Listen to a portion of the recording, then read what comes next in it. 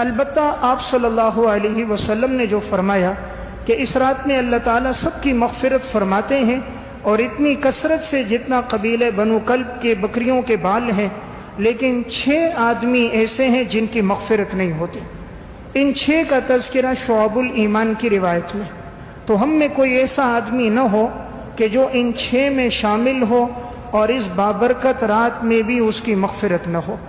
ان میں سب سے پہلا انسان مشرک، جو اللہ کے ساتھ غیر اللہ کو شریک کرنے والا ہو، چاہے اللہ کی صفات میں ہو، اللہ کی ذات میں ہو، جو غیر اللہ کو شریک ٹھہرائے گا اس رات میں اس کی مغفرت نہیں۔ دوسرا آدمی آپ نے فرمایا مشاحن، جو اپنے دل میں کسی کے لیے کینہ اور بغض رکھتا ہو، اپنے دل میں کسی کے لیے نفرت رکھتا ہو، اس کی اس رات میں مغفرت نہیں ہوتی۔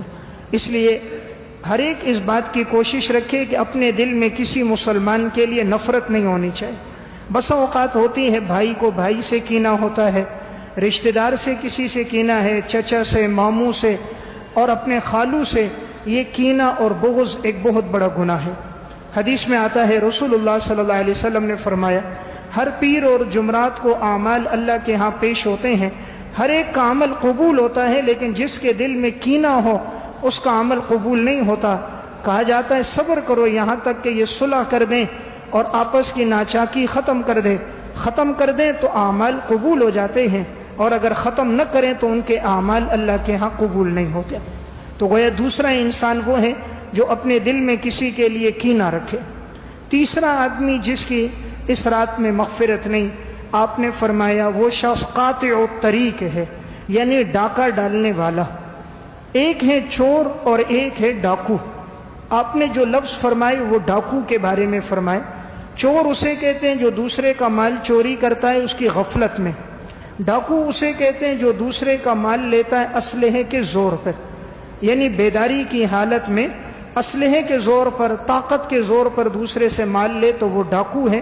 اس کی سزا قرآن کریم میں بڑی سخت آئی ہے کہ ایسے آدمی کا ایک ہاتھ اور ایک پاؤں کاٹ دیا جائے، سمت مخالف سے، یعنی دایاں ہاتھ ہے تو بایاں پاؤں کاٹا جائے گا۔ اور چور وہ ہوتا ہے جس کے متعلق قرآن کریم میں حکم ہے کہ اس کا ایک ہاتھ کاٹا جائے۔ تو قاطع الطریق کی اس رات میں مغفرت نہیں۔ اور ایک آپ صلی اللہ علیہ وسلم نے فرمایا مدمن الخمر، جو ہمیشہ شراب پینے والا ہے، اس شرابی کی مغفرت نہیں ہوتی۔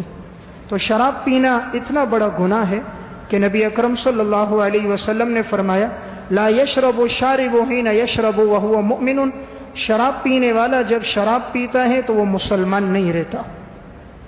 2 گناہ ایسے ہیں کہ جس وقت انسان ان گناہوں کا ارتکاب کر رہا ہوتا ہے تو اس کا ایمان باقی نہیں رہتا۔ نمبر 1 زنا، نمبر 2 شراب۔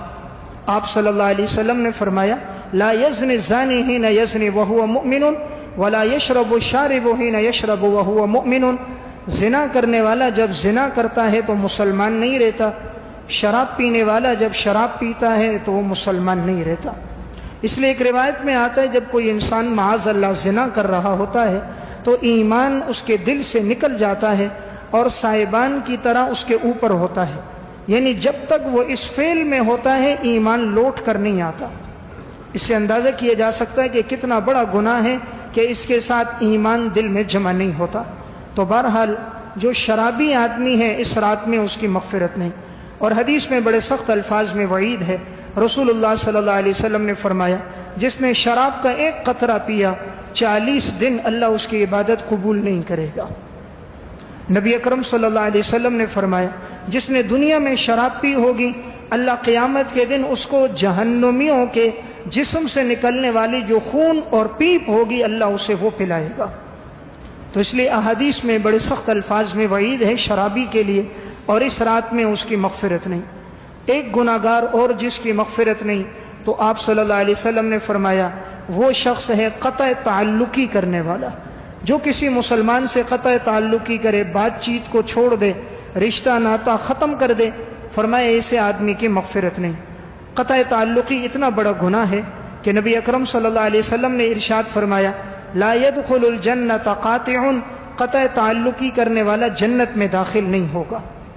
رسول اللہ صلی اللہ علیہ وسلم نے ارشاد فرمایا لا يحل لأحد ان يهجر اخاه فوق 3، فمن حجر فوق ثلاث فمات دخل النار، کسی کے لیے حلال نہیں کہ وہ 3 دن سے زیادہ کسی سے قطع تعلقی کرے، اور اگر کسی نے 3 دن سے زیادہ قطع تعلقی کی، اس حال میں اسے موت آ گئی، آپ نے فرمایا فمات دخل النار، جیسے مرے گا جہنم میں داخل ہوگا۔